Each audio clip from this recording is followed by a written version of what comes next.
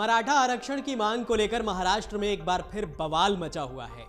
मनोज जरांगे के नेतृत्व में 24 अक्टूबर से आंदोलन चल रहा है। उधर कई स्थानों पर आंदोलन हिंसक भी हो चुका है। प्रदर्शनकारियों द्वारा कई विधायकों के आवास और सरकारी भवनों पर तोड़फोड़ और आगजनी किए जाने की घटनाएं सामने आई हैं। राज्य के कई जिलों में इंटरनेट पर प्रतिबंध लगा दिया गया है। इस बीच आरक्षण की मांग के समर्थन में बीजेपी के एक विधायक और शिवसेना के एक सांसद ने अपने पद से इस्तीफा भी दे दिया है। हालांकि बुधवार को सरकार ने सर्वदलीय बैठक बुलाकर हल निकालने की कोशिश की, लेकिन इन तमाम घटनाक्रमों के बीच कहा जा रहा है कि यह मामला अभी शांत नहीं होने वाला है। तो आइए हम आपको बताते हैं कि आखिर मराठा आरक्षण का मुद्दा फिर क्यों उठा है। यूं तो महाराष्ट्र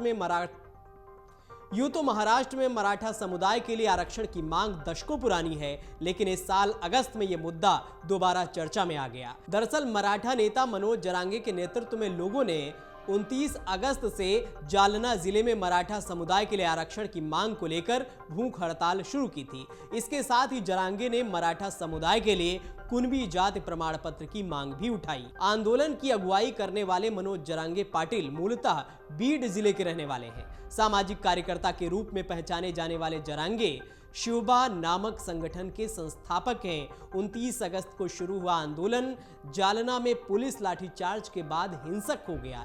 1 सितंबर को जिले के सराटी गांव में हिंसक भीड़ को तितर बितर करने के लिए पुलिस ने लाठीचार्ज किया और आंसू गैस के गोले भी छोड़े थे। इसके साथ ही पुलिस ने घटना को लेकर कई लोगों के खिलाफ मामले भी दर्ज किए।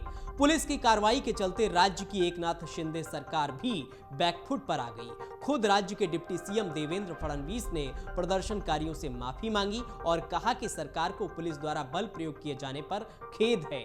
इधर हिंसा के बाद भी आंदोलनकारी अपनी मांग पर अड़े रहे। इस बीच शिंदे सरकार के प्रतिनिधियों ने आंदोलन के अगुआ जरांगे के साथ कई दौर की बात की। वार्ताओं के बाद 7 सितंबर को महाराष्ट्र सरकार ने घोषणा की कि मराठावाड़ क्षेत्र के सभी मराठों को निजाम कालीन कुणबी जाति के प्रमाण पत्र दिए जाएंगे। 1960 से पहले मराठा समाज को कुणबी समाज का प्रमाण पत्र दिया जाता था, लेकिन संयुक्त महाराष्ट्र का गठन होने के बाद ये प्रमाण पत्र मिलना बंद हो गया। आंदोलनकारी जरांगे सरकार के समझौते को ठुकराए जाने के बाद आगे के कदमों पर चर्चा के लिए 11 सितंबर को सरकार ने एक सर्वदलीय बैठक बुलाई। इसके साथ ही सरकार ने मराठा समुदाय के सदस्यों को जाति प्रमाण पत्र देने की मांग को लेकर न्यायाधीश संदीप शिंदे, जो कि सेवानिवृत्त हैं, उनकी अध्यक्षता में 5 सदस्यीय पैनल का गठन कर दिया। 14 सितंबर को मराठा कार्यकर्ता मनोज जरांगे ने भूख हड़ताल वापस ले ली। सीएम शिंदे ने खुद धरना स्थल वाले अंतरवाली सरती गांव पहुंचकर जूस पिलाया। मनोज जरांगे ने सरकार को मराठाओं को आरक्षण देने के लिए 40 दिन की समय सीमा दे दी। मराठा आरक्षण लागू करने के लिए दी गई समय सीमा 24 अक्टूबर यानी गुरुवार को खत्म हो गई। लिहाजा अगले ही दिन से जरांगे ने जालना के अपने पैतृक अंतरवाली सराती गांव में दूसरी बार भूख हड़ताल शुरू कर दी। जरांगे ने आरोप लगाया कि सरकार को 40 दिन का समय दिया गया था, लेकिन उसने आरक्षण के लिए कुछ नहीं किया। महाराष्ट्र में मराठा समुदाय के लिए सरकारी नौकरियों और शिक्षा में आरक्षण की मांग बहुत पुरानी है। साल 1997 में मराठा संघ और मराठा सेवा संघ ने सरकारी नौकरियों और शैक्षणिक संस्थानों में आरक्षण के लिए पहला बड़ा मराठा आंदोलन किया। प्रदर्शनकारियों ने अक्सर कहा है कि मराठा उच्च जाति के नहीं, बल्कि मूल रूप से कुणबी यानी कृषि समुदाय से जुड़े हुए थे। मौजूदा स्थिति की अगर बात करें तो मराठा समुदाय महाराष्ट्र की आबादी का लगभग 31% है। यह एक प्रमुख जाति समूह है, लेकिन फिर भी समरूप यानी एक समान नहीं है।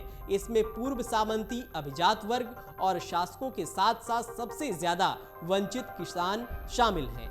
राज्य में अक्सर कृषि संकट, नौकरियों की कमी और सरकारों के अधूरे वादों का हवाला देते हुए समाज ने आंदोलन किए हैं। साल 2018 में महाराष्ट्र विधानमंडल से मराठा समुदाय के लिए शिक्षा और सरकारी नौकरियों में 16% आरक्षण का प्रस्ताव वाला एक विधेयक पारित किया गया। विधेयक में मराठा समुदाय को सरकार ने सामाजिक और शैक्षणिक रूप से पिछड़ा वर्ग घोषित किया। विधानमंडल में पारित होने के बाद मराठा आरक्षण का मामला अदालती हो गया। जून 2019 में बंबई उच्च न्यायालय ने मराठा आरक्षण की संवैधानिकता को बरकरार रखा, लेकिन सरकार से इसे राज्य पिछड़ा वर्ग आयोग की सिफारिश के अनुसार 16% से घटाकर 12 से 13 करने को कहा। इस आरक्षण को बड़ा झटका तब लगा जब मई 2021 को सुप्रीम कोर्ट ने मराठा आरक्षण को असंवैधानिक ठहराया और कानून को रद्द कर दिया।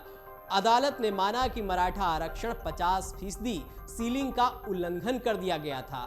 तभी से कई बार मराठा आरक्षण की मांग उठती रही है, जिसका हल सरकार अभी तक नहीं निकाल सकी है। अगर आप ये वीडियो YouTube पर देख रहे हैं तो हमारे चैनल को सब्सक्राइब करें और बेल आइकन को दबाना ना भूलें। अगर आप Facebook पर ये वीडियो देख रहे हैं तो हमारे पेज को लाइक करें।